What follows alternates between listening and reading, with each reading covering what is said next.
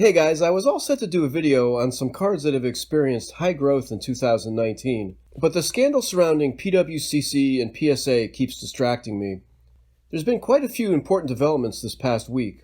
The first is a Washington Post article dated July 18th that says that the FBI is now investigating PWCC and PSA.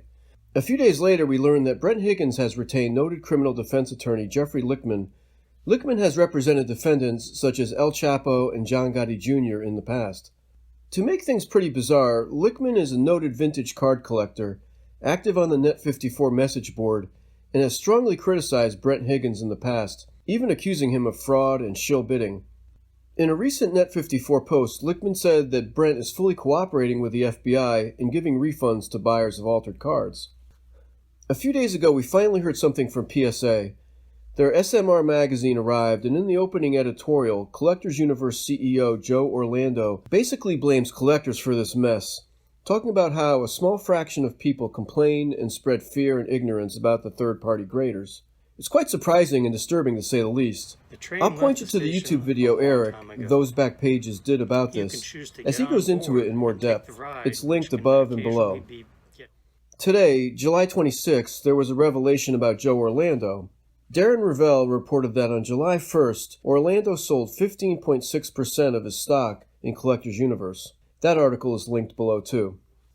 Finally, there's one more revelation that makes me think that the sales data I've been using for the past year has been severely compromised and needs to be completely redone. A few days ago, user Bruins1993 from the Blowout Cards forum discovered that PWCC created hundreds of phony sales records of cards to use in their auction database.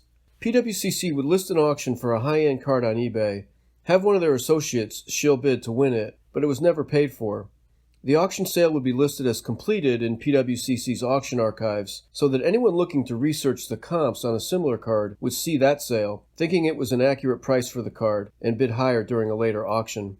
Of course, Gary Moser had his fingerprints all over this as well, shill bidding at least 15 of these auctions with over $200,000 of winnings that were never paid for. I would encourage you to read the thread on Blowout Cards to see for yourself. It's linked below. So, to recap, the archives of past auction sales many of us rely on to determine card values are probably useless. Brent Higgins is still playing the victim and trying to stay out of jail by cooperating with the FBI, and PSA is now blaming collectors and taking no responsibility. That's the vintage market in a nutshell right now. But hey, enjoy the National next week. Thanks for watching, and keep collecting what you love.